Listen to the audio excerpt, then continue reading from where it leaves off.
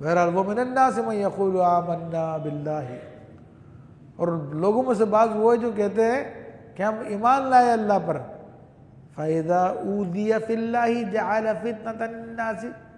كَعَذَابِ اللَّهِ، لیکن جب اسے اللہ کی راہ میں کوئی تکلیف دی جائے تو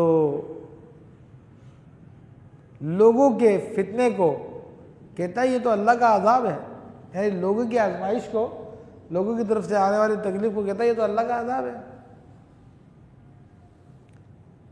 دو اس کی کیفیت ہے، ایک کیفیت آگے بیان ہو رہی ہے۔ پہلی کیفیت کیا ہے کہ اس نے کہا کہ بھئی میں اللہ پہ ایمان، یہ منافق کے بارے میں بات ہو رہی ہے، منافق ٹائپ کے جو لوگ ہوتے ہیں نا ان کے بارے میں، یعنی منافق وہ ہوتا ہے جو ظاہری طور پر ایمان کا اظہار کرتا ہے، اسلام کا اظہار کرتا ہے، مگر اندر جو ہے اس کو کوئی یقین نہیں ہوتا پختہ، وہ منافق کہلاتا ہے۔ تو لوگوں میں سے بعض وہ جو کہتے ہیں کہ ہم اللہ پہ ایمان لائے، مگر جب اللہ کے معاملے میں، اللہ کے دین کے معاملے میں جب ان کو تکلیف پہنچتی ہے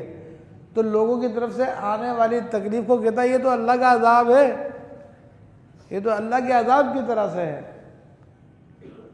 اور دوسری بات کیا، وَلَئِن جَاءَ نَصْرٌ مِّن رَبِّكَ، اور اگر مومنوں کو تیرے رب کی طرف سے کوئی مدد آ جائے، کوئی کامیابی آ جائے، تو پھر آدمی کا کیا رویہ ہوتا ہے، لَا يَقُولُنَّ إِنَّا كُنَّا مَعَكُمْ، تو وہ کہتا جی ہم تو تمہارے ساتھ ہی تو تھے۔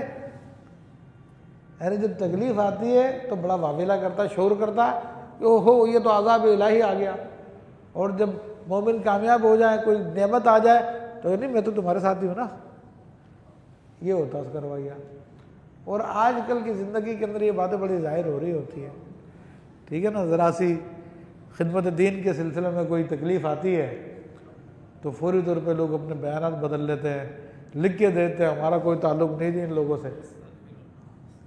ختم نبوت کا مسئلہ ہو، نبی کے ناموس کا مسئلہ ہو، بعض لوگ تو پہلے اعلان کرتے ہیں نہیں ہم ان کے ساتھ ہے ہی نہیں ہیں، جی ہمارا ان لوگوں سے کیا تعلق، ہم تو پولیس سے ڈرتے ہیں، پولیس پکڑنے کے لیے آ جائے گی تو پھر ہم کیا کریں گے، ہم تو ان لوگوں کے ساتھ ہے ہی نہیں، جی مجھ کو تو گولی بھی چلانا نہیں آتی، مجھ کو تو تیر چلانا بھی نہیں آتا، وہ جاہل اس پہ فخر کرتا ہے وہ کہ مجھے گولی بھی چلانا نہیں آتی، حالانکہ اللہ کے نبی صلی اللہ علیہ وسلم نے کیا فرمایا، تیر اندازی سیکھو، اللہ کے نبی نے فرمایا کہ ان چیزوں کو سیکھو تاکہ اللہ کے دشمنوں کے خلاف جب جہاد کی ضرورت پیش آئے تم کر سکو۔ مگر منافق لوگ پہلے ہی ڈرے ہوئے دنیا داروں سے تو کہتے نہیں مجھے تو فائر کرنا بھی نہیں آتا، میرا تو ان لوگوں سے کوئی تعلق نہیں ہے۔ ہاں تو یہ آج ہماری زندگی میں عام ہے، پھر جب پکڑے جاتے ہیں تو فوراً لکھ کے دیتے نہیں ہمارا کوئی تعلق نہیں ان لوگوں سے۔ اور اگر یہی مومن کامیاب ہو جائے تو کہتے جی اس تحریک میں تو میں سب سے آگے تھا، میں تو شانہ بشانہ تھا آپ کے، میرے کو پیچھے تھوڑی تھا کوئی، ہم تو خدمت دین میں لگے ہوئے۔ تو یہ اللہ نے ان کا طرز عمل بیان کر دیا، فرمایا کہ اولیس اللہ بعالم بما فی صدور العالمین، کیا اللہ خوب نہیں جانتا جو کچھ جہان بھر کے دلوں میں ہے، جو بھی دنیا بھر کے دلوں میں ہے، لوگوں کے دلوں میں، منافقوں کے دلوں میں، مومنوں کے دلوں میں، اللہ تعالیٰ تو سب کو جانتا ہے۔ تم لوگوں کو تو دھوکہ دے سکتے ہو، لوگوں کو تو چلا سکتے ہو، لیکن اللہ کو تو نہیں چلا سکتے۔ اللہ کو تو پتہ ہے تم منافق ہو یا تم مومن ہو، وہ اللہ جانتا ہے۔ وَلْيَعْلَمَنَّ اللَّهُ الَّذِينَ آمَنُوا وَلْيَعْلَمَنَّ اللَّهُ الْمُنَافِقِينَ، اور ضرور اللہ ظاہر کرے گا ایمان والوں کو، اور ضرور ظاہر کر دے گا منافقوں کو، اور آج بھی ظاہر ہے۔ آپ کو پتہ ہے کہ جب نبی کے ناموس کا مسئلہ آتا ہے، نبی کی ختم نبوت کا مسئلہ آتا ہے تو پھر لوگوں کا ظہور ہو جاتا ہے، ظاہر ہو جاتے ہیں لوگ، پتہ چل جاتا ہے کہ کون نبی کے ناموس کے لیے ہے اور کون نبی کے ناموس سے بھاگ رہا ہے۔ ہاں ان کے ذاتی مسئلے آ جائے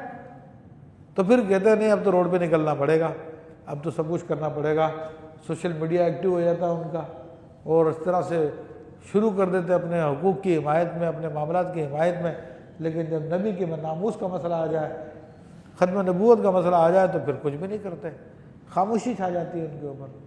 تو یہ اللہ تعالیٰ کا ظاہر کرتا ہے کہ کون منافق ہے کون مومن ہے، ان کی کھلی کھلی نشانیاں ہیں۔ یہ قرآن کا بیان ہے، یہ کسی شخصیت کا بیان نہیں ہے، کہ اللہ ضرور ظاہر کرے گا ایمان والوں کو اور ان کو جو منافقین ہیں۔ وقال الذین کفروا للذین آمنوا، اور کہا کافروں نے مسلمانوں سے، اتبعوا سبیلنا، کہ تم بھی ہماری پیروی کر لو۔ کافروں نے مسلمانوں سے کہا تم بھی ہمارے راستے پہ چلو۔ وَلْنَحْمِلْ خَطَايَاكُمْ، تو ہم تمہارے گناہ اٹھا لیں گے۔ یعنی اب یہ ایک آفر ہے کافروں کی طرف سے، منافقوں کی طرف سے۔